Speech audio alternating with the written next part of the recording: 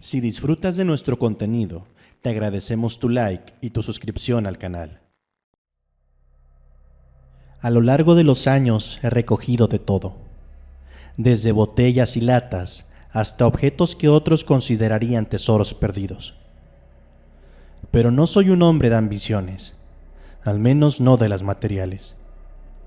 Vivo al pie del Cerro de la Estrella, una montaña majestuosa que ha sido testigo de mi existencia desde que tengo memoria. Mi choza se encuentra lo suficientemente lejos de la ciudad como para disfrutar de la tranquilidad, pero lo suficientemente cerca del cerro como para escuchar sus susurros. Desde niño escuché historias sobre este cerro, relatos que los viejos contaban al calor de una fogata, historias de aparecidos, almas errantes y rituales antiguos. Pero la que más miedo me daba era la de la Cueva del Diablo. Decían que era el hogar de una bruja poderosa y malévola que defendía su territorio con una ferocidad sobrenatural. Yo, como buen escéptico, desestimé estas historias como simples leyendas urbanas. Un día, mientras buscaba objetos útiles entre los desechos, un grupo de jóvenes me abordó. Eran estudiantes universitarios, armados con cámaras y mochilas llenas de equipo. Tenían la apariencia de aventureros, de esos que buscan emociones fuertes y pruebas de valor. Uno de ellos, el que parecía ser el líder, se me acercó con una sonrisa confiada. «Hola, señor. Nos dijeron que usted conoce como la palma de su mano este lugar. ¿Es cierto?» Asentí con cautela, aunque sin entender sus intenciones. «Queremos llegar a la Cueva del Diablo. Nos han dicho que es el único que sabe dónde está. Pagaremos bien si nos guía hasta allí». El mero nombre de la cueva hizo que un escalofrío recorriera mi espalda. Sin embargo, la necesidad y la promesa de una buena suma de dinero me hicieron reconsiderar. «Está bien, pero no será fácil. Y puede que no les guste lo que encuentren allí», les advertí. El líder sonrió con una sonrisa arrogante, como si yo hubiera escuchado esas palabras muchas veces antes. «No nos asustan las leyendas, señor. Solo queremos vivir la experiencia y grabarla. ¿Acepta?» Con un suspiro de resignación asentí. No sabía en ese momento que esa noche cambiaré mi vida y la de aquellos muchachos para siempre. Tras acordar el precio, les dije que nos encontráramos al anochecer. El Cerro de la Estrella tenía un aire diferente cuando el sol se ocultaba. Las sombras se alargaban y el viento traía consigo susurros ininteligibles que solo parecía poder escuchar yo.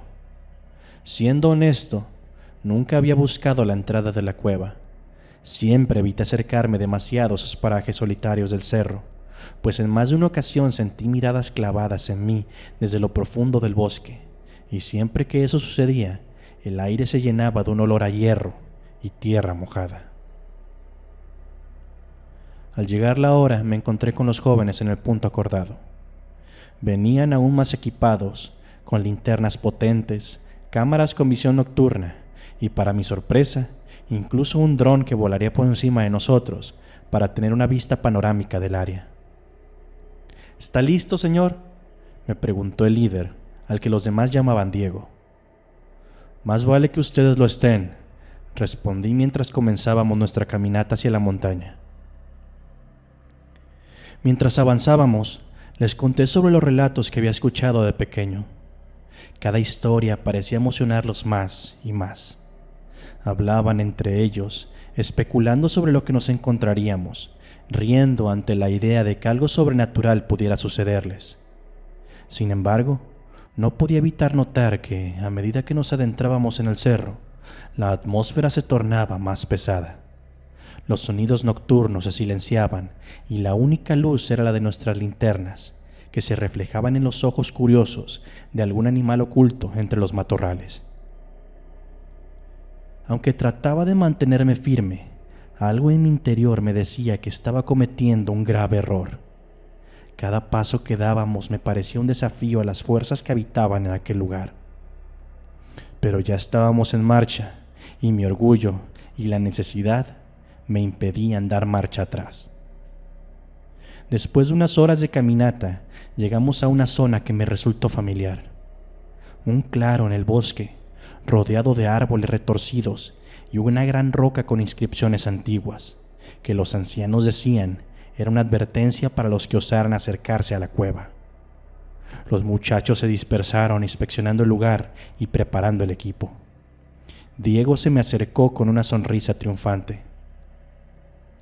«Creo que estamos cerca, ¿verdad?», asentí mientras sentía un nudo en el estómago. «Sí, pero les sugiero que tomen precauciones. No sabemos qué pueden haber allí, o si esas leyendas que les conté tienen algo de verdad». Diego rió, dándome unas palmadas en la espalda. «No se preocupe, señor. Estamos listos para cualquier cosa». Ay, muchachos, ojalá hubieran sabido cuán equivocados estaban. Apenas habíamos dado unos pasos más allá del claro cuando uno de los muchachos, Martín, señaló hacia algo que parecía una abertura en las rocas. Era una entrada angosta, apenas visible, cubierta parcialmente por enredaderas y musgo. La oscuridad en su interior parecía tan densa que nuestras linternas tenían dificultades para penetrarla. Diego, con su cámara en mano, fue el primero en acercarse. Se asomó con cautela, tratando de iluminar lo más profundo posible, pero la oscuridad parecía interminable. «Aquí es, ¿verdad?», preguntó. Antes de que pudiera responder, un viento gélido sopló desde el interior de la cueva, apagando algunas de nuestras linternas y haciendo que todos retrocediéramos instintivamente. «Debe ser solo una corriente de aire», murmuró Diego, aunque su tono ya no reflejaba la misma confianza de antes. Reanudamos el camino adentrándonos en la cueva. A medida que avanzábamos, la atmósfera se volvía más y más fría. El suelo era irregular, lo que dificultaba la caminata, y más de una vez tuvimos que ayudarnos mutuamente para no caer en alguna grieta. Sin embargo, lo que realmente nos inquietaba era el silencio. No se oía nada, ni siquiera el eco de nuestros propios pasos. De repente, uno de los jóvenes, una muchacha llamada Sofía, se detuvo, su mirada fija en una pared de la cueva. Allí, brillando con una luz mortecina, había inscripciones en un idioma que no reconocíamos. Aunque las palabras eran indescifrables, las imágenes que las acompañaban eran claras. Figuras humanas en posiciones de súplica, rodeadas por entidades con formas grotescas y amenazadoras. Esto no es normal», dijo Martín con voz temblorosa. «Esas inscripciones parecen recientes. ¿Y cómo es posible que brillen así?». Diego, tratando de mantener la compostura, nos insistió en seguir adelante. Pero a medida que avanzábamos, las inscripciones se volvían más numerosas y las imágenes más perturbadoras. En una de ellas pudimos ver una figura que se asemejaba a la de una mujer, pero con rasgos exageradamente antiguos y ojos vacíos, como si estuvieran hechos de sombra. Fue entonces cuando lo escuchamos. Un susurro, casi imperceptible, pero claramente humano. Provenía de las profundidades de la cueva. Nos detuvimos tratando de localizar su origen. Los susurros se convirtieron en lamentos, y de los lamentos pasaron a ser gritos desgarradores. Antes de que pudiéramos reaccionar, una figura emergió de las sombras.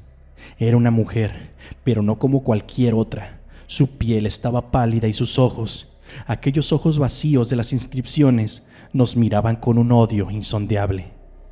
Vestía ropas andrajosas que parecían haber sido tejidas con la misma oscuridad de la cueva. «Invocadores imprudentes», su voz resonó en la cueva fría y cortante. «Han profanado mi morada y ahora deben pagar el precio». Diego, armado de valentía, dio un paso al frente. Solo queríamos explorar, no sabíamos qué. La bruja levantó una mano y Diego fue levantado en el aire, asfixiándose, sus pies colgando a centímetros del suelo. La miré suplicante. «Déjalo ir. Fui yo quien los trajo aquí. Si alguien debe pagar, soy yo». Los ojos de la bruja se clavaron en los míos. Por un momento sentí que mi alma era examinada, que cada uno de mis pecados y errores eran expuestos ante ella. Tienes razón, dijo finalmente la bruja, liberando a Diego, quien cayó al suelo jadeando. Pero no serás el único en pagar. Todos ustedes enfrentarán las consecuencias de sus acciones. A nuestro alrededor, la cueva comenzó a temblar. Las paredes se estrechaban, las inscripciones brillaban con aún más intensidad y las sombras parecían cobrar vida, retorciéndose y moviéndose como serpientes. El terror se apoderó de nosotros. Era evidente que no estábamos solos en esa cueva con la bruja. Otras entidades, atraídas por nuestra presencia, comenzaban a mostrarse. En medio del caos, la única opción parecía correr. Con la sombra retorciéndose a nuestro alrededor y la risa escalofriante de la bruja resonando en la cueva, tomé la mano de Diego y empujé a los demás hacia la salida. Martín y Sofía corrían delante de nosotros, con sus linternas oscilando erráticamente, iluminando por breves instantes el camino tortuoso.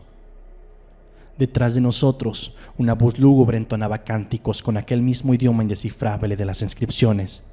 Sentía su magia negra rozando nuestra piel, como miles de diminutas agujas frías. En un momento de desesperación, uno de los jóvenes, Raúl, tropezó. Antes de que pudiera reponerse, una mano esquelética emergió de la sombra rasgando su brazo.